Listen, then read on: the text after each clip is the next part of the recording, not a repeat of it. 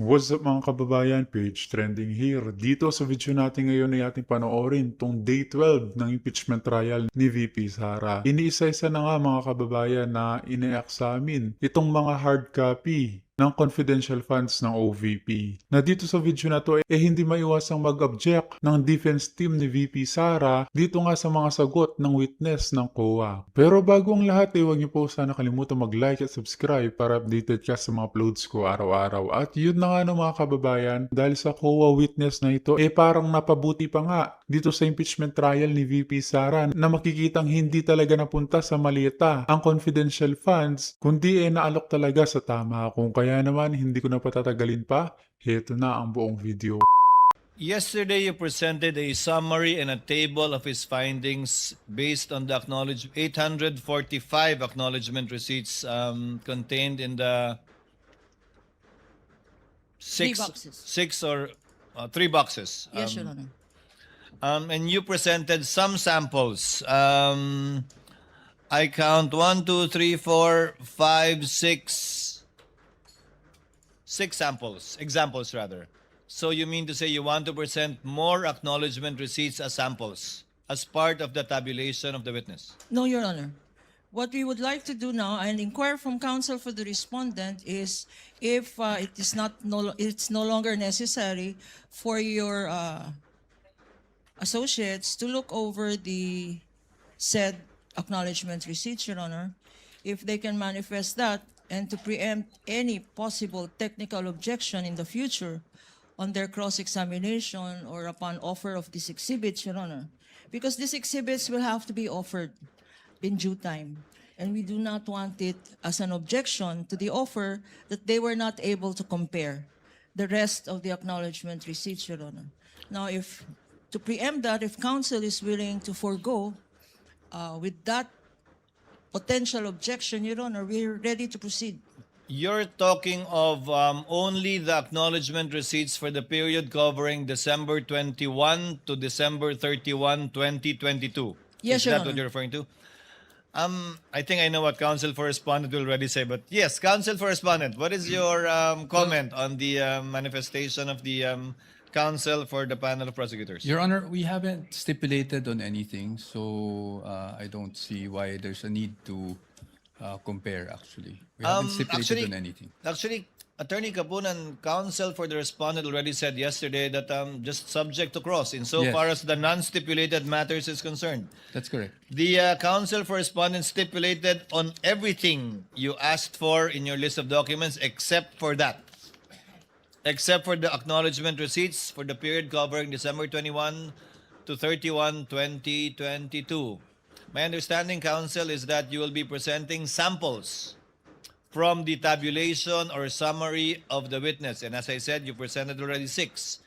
You may proceed to present samples or examples under each category of his table without prejudice, however many they may be, subject to your call and discretion, given the refusal to stipulate by the counsel for respondent, which is, of course, they would be well within their rights not to do so, given their own legal theory of the case. We submit, Your Honor. So kindly proceed, counsel.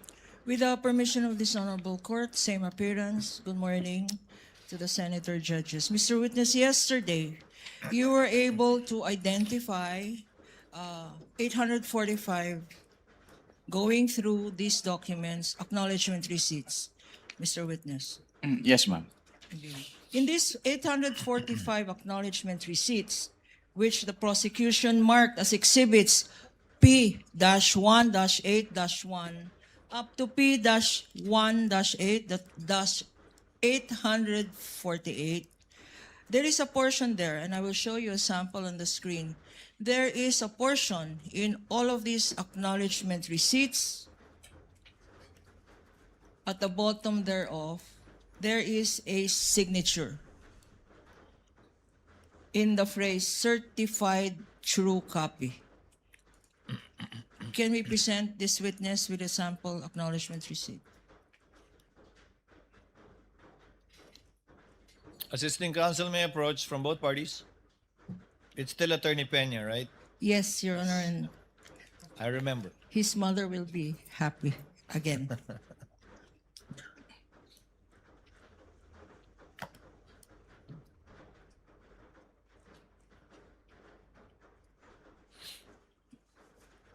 Can you go through some of this acknowledgement receipts, Your Honor? While counsel is showing over these acknowledgement receipts to our witness, Mr. Wamil, we would like to make a manifestation that at the bottom portion of all of these exhibits, identified or being identified now by this witness, have the statement certified true copy being shown on the screen.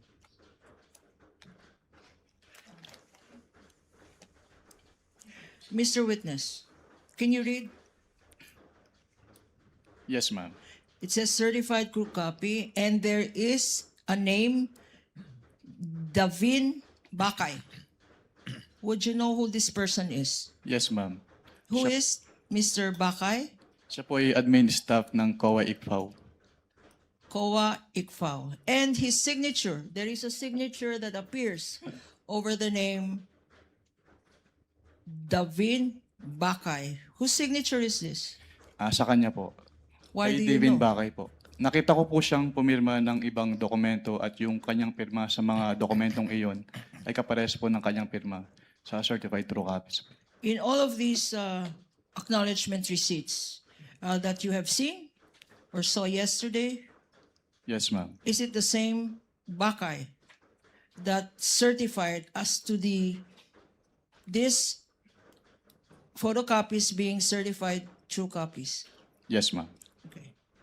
Your Honor, with that, we will proceed where we left off yesterday, Your Honor. Yes, I believe you were able to identify already the checks and made the witness identify the checks already for the first, second, and third quarter, counsel, if I'm not mistaken. Yes, Your Honor. You may proceed, counsel. Yesterday, Mr. Witness, we had identified and you had confirmed certain land bank checks. We will now go to disbursement checks, which you said, disbursement vouchers, which you said were among the documents submitted by the Office of the Vice President to allegedly liquidate her confidential funds, if shown to you, Mr. Witness. 3, disbursement vouchers. And again, with the kind permission of the court and for easy reference of the honorable impeachment judges on screen, and if you please check this copy being shown to you, these are stipulated documents, Your Honor, and common exhibits of both the prosecution and the defense. For the prosecution, there is a disbursement voucher dated January 31, 2023, Exhibit P-1-10-B, shown on the screen. Likewise, there is a disbursement voucher dated April 10, 2023, Prosecution's Exhibit P-1-10-C, and likewise, the Defense Exhibit. And lastly, disbursement voucher dated July 13, 2023, Prosecution's Exhibit P-1-10-D.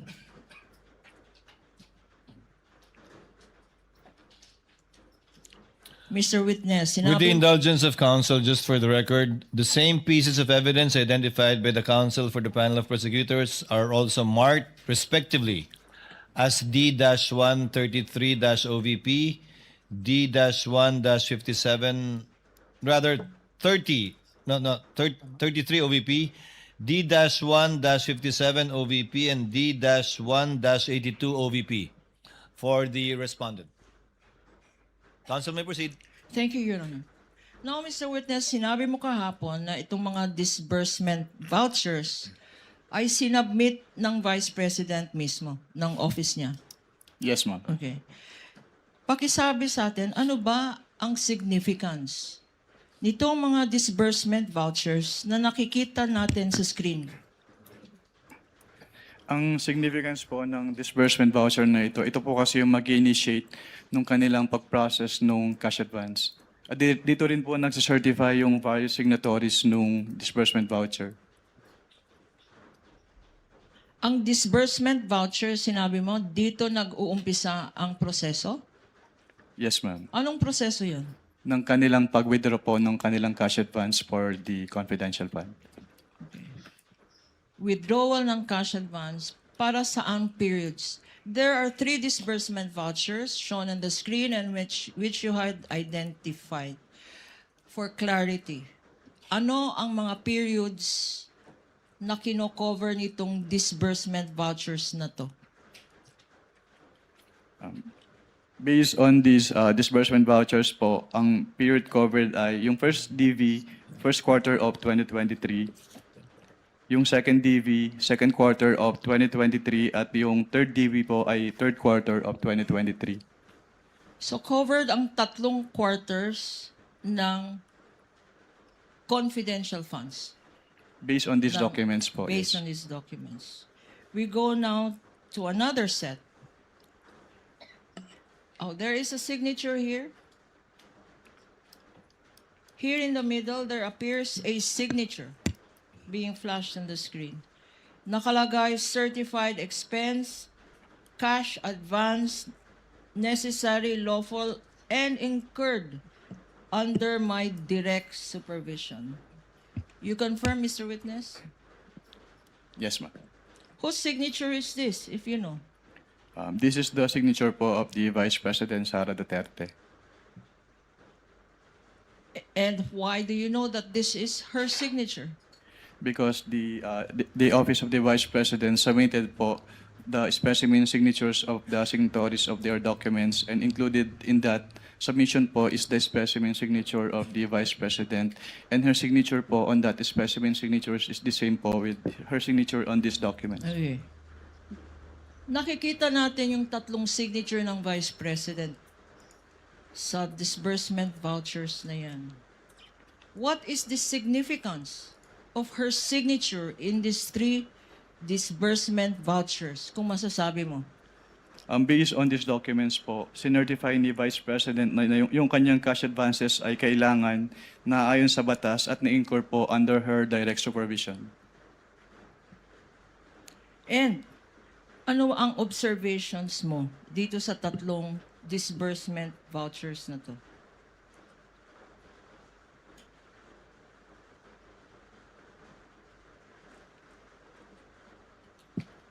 With respect lang po dun sa disbursement voucher for the third quarter of 2023, hindi po napirmahan yung Box E, which is the receipt of payment portion. Anong significance ng observation mo na to? Ito po kasi yung patunay na na-receive ni kung sino man po yung pay nung cheque, yung payment. At sa pagka-evaluate mo nitong disbursement vouchers na to, ito ba ay compliant sa joint circular na sinabi mo kahapon? Based on my evaluation po, wala naman po akong nakitang findings bukod dun sa walang signature yung Box E of the third quarter disbursement voucher. Punta naman tayo sa next set of documents. 3 na naman to for the 3 periods that you mentioned. Showing to you on the screen, and please go over the documents being presented by Attorney Peña. There is a liquidation report dated March 29, 2023. Prosecution's Exhibit P-1-9B.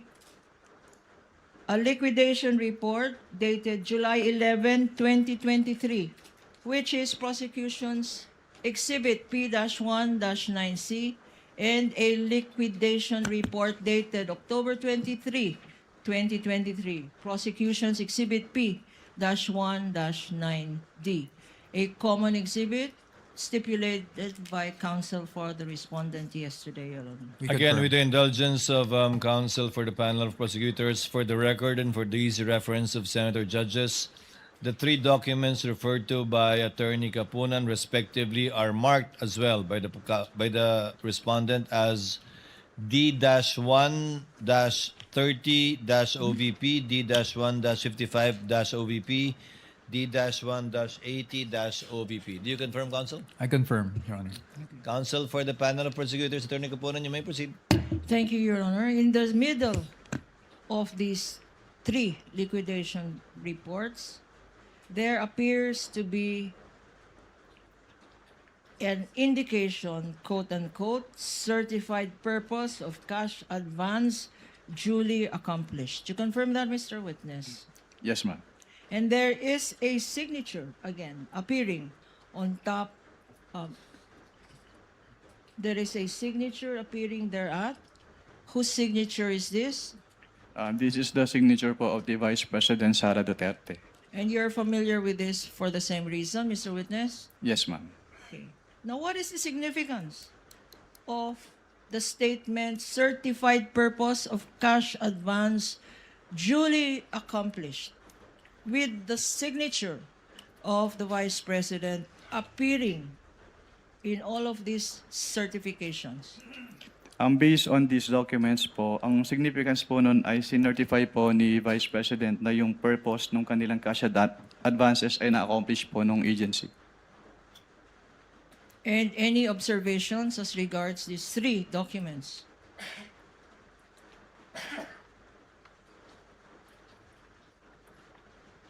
Wala naman po akong nakitang findings about these liquidation reports po. Just for purposes of clarity, itong 3 documents are similar to the 3 periods, the first quarter, the second quarter, and the third quarter months that you earlier mentioned, Mr. Witness? Can you repeat the question po, ma'am? Okay. Itong tatlong Itong tatlong dokumento na nakikita mo dyan, para saang period ito? Based on these liquidation reports po, yung first liquidation report, ang period covered ay February 6 to March 29, 2023. Yung second liquidation report po ay April 25 to June 30, 2023. At yung third liquidation report po ay July 14 to September 30, 2023. Okay. Para maalala natin, to remind us, Mr. Witness, for these 3 quarters of the Office of the Vice President for which she submitted liquidation reports, magkano ang amount ng confidential fund per quarter? Based on these documents po, ang amount ng kanilang quarterly cash advance ay 125 million pesos per quarter. Ito ba ay fixed amount? Based on these documents po, yes ma'am. At ito ba ay winidrawn ng buo? Based on these documents po, yes po. Punta naman tayo sa another 3 sets of documents shown on the screen for easy reference and document being shown to the witness to refresh his memory. We have accomplishment report dated March 30, 2023, Prosecution's Exhibit P-1-7-B. Likewise, an accomplishment report dated July 11, 2023, Prosecution's Exhibit P-1-7C, and accomplishment report dated October 9, 2023, Prosecution's Exhibit P-1-7D. Likewise, Your Honor, stipulated documents, common exhibits, both for the prosecution and the respondent or defense. Counsel for respondent, would you like to Yes, identify for manifest. the record the counterpart markings on the part of the respondent? Yes, Your Honors. On the part of the Respectively. respondent, yes, Your Honors. These are marked as Exhibit D-1-74-OVP, D-1-50-OVP, and D-1-99-OVP, Your Honor. For the record. Sorry, if the first one is actually D-1-50-OVP. The second one would be D-74-OVP, and the third one would be D-1-99-OVP, for the record, Your Honor. Counsel, D-1-50-DE with respect to the 3/30/23 accomplishment report, not D-1-21-DE. For the first quarter, Your Honors, sorry. Yes, You may repeat. accomplishment report. For first quarter, it's D-1-50 50, 50, okay. dash OVP, not DE, Your Honor. Dash OVP. Clerk of Court is instructed to kindly correct our records if at all it is different from what the counsel for respondent manifested. Counsel for the panel of prosecutors, Attorney Capunan, you may proceed, ma'am. Thank you, Your Honor. Now, Mr. Witness, for purposes, para malinawan tayo, ano yung mga periods na kinover ng tatlong accomplishment reports na to? Yung first accomplishment report po, ang nakalagay po na period covered ay February 6 to March 29, 2023. Yung second accomplishment report po, ang nakalagay na period ay April 25 to June 30, 2023. At yung pangatlo po, July 14 to September 30, 2023. So, tatlong quarters ng Office of the Vice President. Tama. Yes, ma'am. Okay. Meron dito, common to all of these exhibits flash on the screen is the phrase approved by. And there is a signature. There is a signature there. Whose signature is this? This is the signature po of the Vice President Sara Duterte. Familiar to you for the same reason, Mr. Yes, ma'am. Witness. And ano ang ibig sabihin ng nakalagay dyan, approved by, at pinirmahan ng Vice President sa tatlong dokumentong ito? Ang ibig sabihin po nito ay inapprove niya kung ano man po yung contents ng kanilang quarterly accomplishment reports. Na-approve ng Vice President mismo. Yes, ma'am. Okay. Now, for our appreciation, punta ngayon tayo sa first quarter. Anong observations mo dito sa nakikita mong first quarter accomplishment report? Based on this first quarter accomplishment report, meron pong dalawang items dito na hindi kasama dun sa allowable confidential expenses under item 4.8 of the Joint Circular 2015-01. Anong ibig sabihin ng hindi allowable? Bawal? Bawal ba?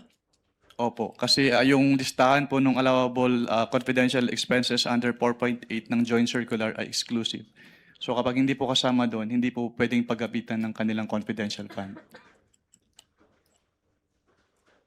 Aside from itong sinasabi mong bawal na paggamit ng confidential fund appearing in this document, meron ka pa bang ibang observation? Meron din pong line item for the payment of reward under item B po nung kanilang actual outcome and accomplishment, at wala po silang sinubmit na any document evidencing the success of the information gathering or surveillance activities on account of the information given by the informer as required po under item 4.8.5 of the Joint Circular. So itong linalagay dyan ng payment of reward, ang sinasabi mo, Mr. Witness, based on the Joint Circular, violation ba ito? Yes, ma'am, that is a violation po. Bakit ulit violation itong nakalagay dyan? Violation po siya since hindi po siya compliant dun sa conditions ng payment of reward, which is yung dapat meron po siyang supporting document evidencing the success of the information gathering or surveillance activities on account po ng information given by the informer. Sa lahat ng mga liquidation documents na binigay sa'yo or sinubmit sa office ng COA ICFAO, wala bang any dokumento na nagpapatunay na ang rewards na binigay sa informant ay nag-result ng successful activity? Based on their submissions po, wala po, ma'am. Meron pa bang observation dito?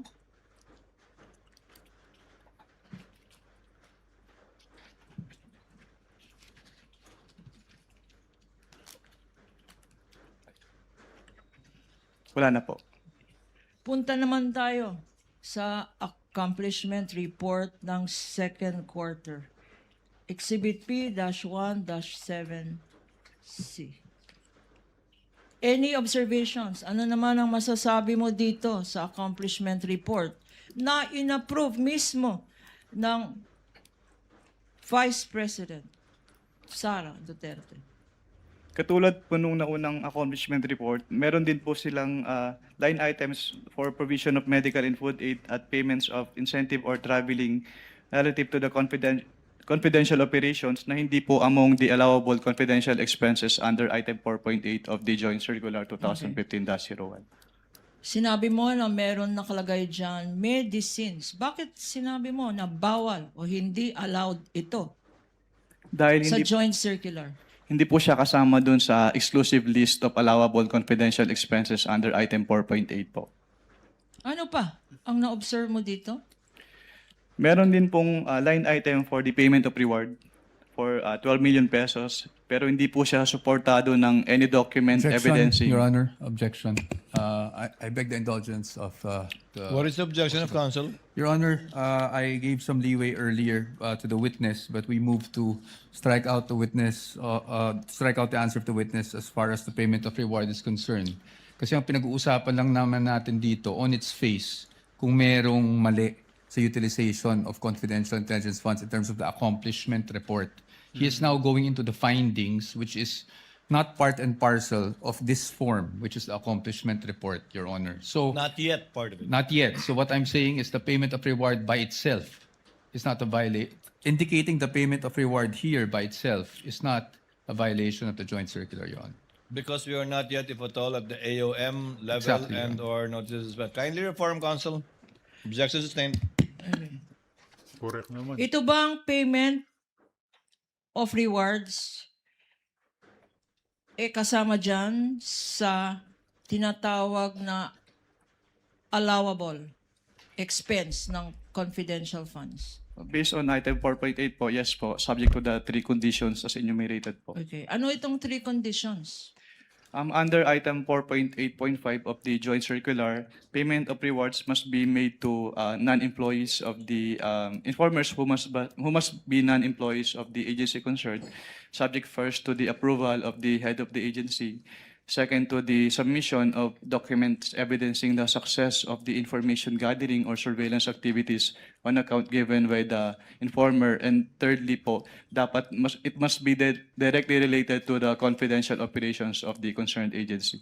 At sa mga requirements na sinabi mo, compliant ba ang Office of the Vice President? Based on their submissions po, hindi po sila nag-submit ng any document evidencing the success po of the information gathering or surveillance activities on account of the information given by the informer. Before we proceed to the third quarter and your further observations dito sa second quarter, magkano ba ang sinabi na amount na ginamit sa confidential funds para sa medicines? Can you repeat the question po? What quarter po? Okay. Magkano ba, if you know, kasi ikaw nag-evaluate, magkano ba ang ginastos para sa medicines For what quarter po, ma'am? Sorry. for the second For quarter? the second quarter. Based on this accomplishment report po, yung provision of medical and food aid ay nagkaka-amount po ng 40 million pesos. Magkano ulit? Based po on this accomplishment report, yung provision of medical and food aid ay 40 million pesos po yung amount. Sa first quarter naman, meron bang entry dyan na nakalagay medicines? Meron pong entry dito for provision of medical and food aid for 40 million pesos po. 40 million pesos. 42 million pesos. 42 million pesos ang nakalagay dyan ngayon. Yes, ma'am. Sa accomplishment report na yan, meron bang inattach ang Office of the Vice President? First and second quarter na in-identify, meron ba siyang inattach mga dokumento na nagpapatunay na ginastos talaga yung 42 million na yan for the first quarter and 10 million na yan for the second quarter for medicines alone, Mr. Witness? Meron bang attachment itong accomplishment report na sinubmit? Wala po silang inattach na any document po supporting yung kanilang payment for medicine. Okay. Earlier, minention mo, meron ring gastos for traveling. Magkano naman yun, Mr. Witness? For what quarter po, ma'am? For the first quarter muna. For the first quarter po, yung kanilang payment of incentives or traveling relative to confidential operations ay 10 million pesos po. 10 million pesos. At again, tanong ko, sa expense na 10 million na yan for traveling expenses, meron bang inattach na mga annexes?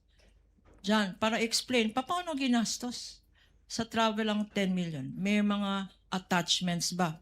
Yung accomplishment report na yan. Wala po silang inattach. Hindi na-explain itong 10 million, Mr. Witness? Walang official receipts attached? Meron ba? Wala pong official receipts na attach. Any other observation sa second quarter?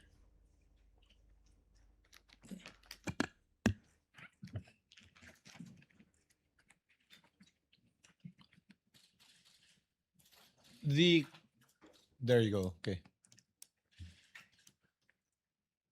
Same lang po with the first quarter yung findings po dito. Sa third quarter naman po tayo pumunta. Exhibit P-17.7-D. What are your observations? Ano naman ang masasabi mo dito sa accomplishment report ng Vice President?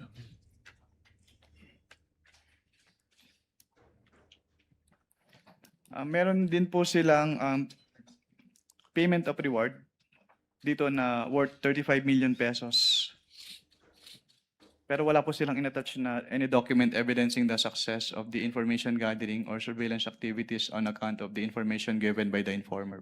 Okay. Sinabi mo na walang sinubmit na ebidensya. Wala bang naka-attach dito sa accomplishment report? Wala po, ma'am. Okay. Walang report on success of the surveillance activity? Wala po. And, sa pagkaalam mo, and based on your evaluation of the provisions of the joint circular, compliance audit ito, compliant ba ito?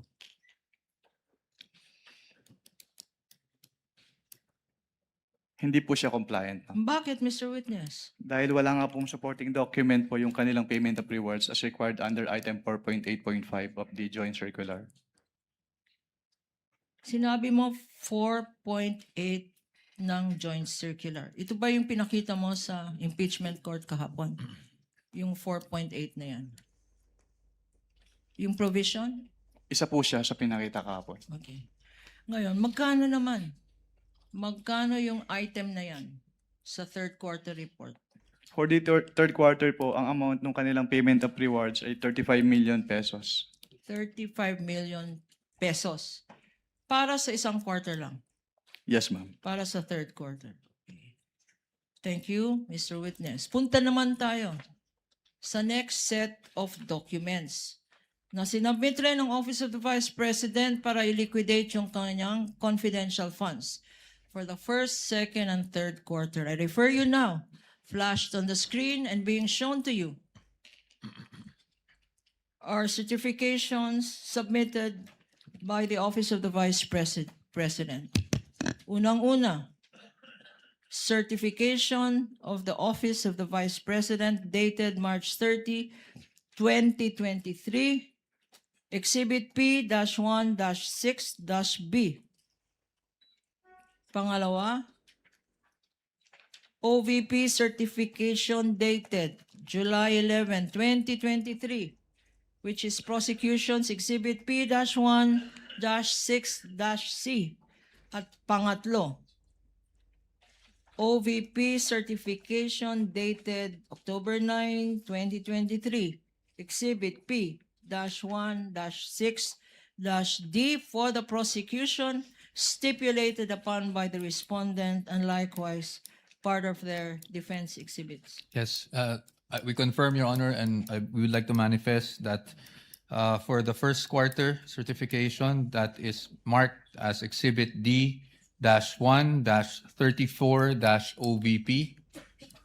Second quarter, that is Exhibit D-1-58-OVP.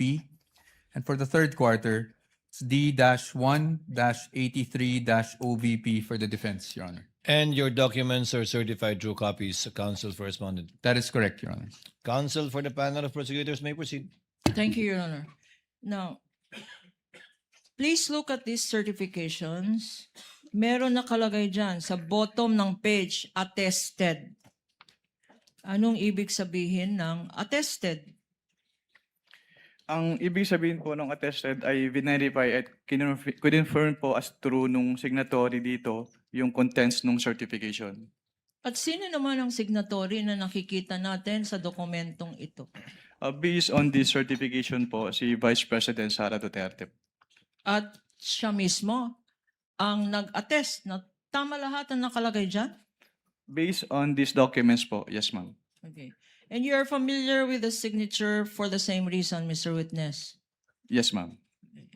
Ano naman ang mga observations ang masasabi mo tungkol sa tatlong dokumentong ito? Incidentally, Mr. Witness, what periods did this cover? Again, for the record? Based on their submissions po, yung for the first quarter, yung February 6 to March 29, 2023. For the second quarter, April 25 to June 30, 2023. And for the third quarter, July 14 to September 30, 2023 po. Okay. Ano naman ang masasabi mo? Ano naman ang observations mo sa tatlong dokumentong ito? Since these are proforma documents po, wala naman po akong na-note na observations with these certifications. Anong ibig sabihin ng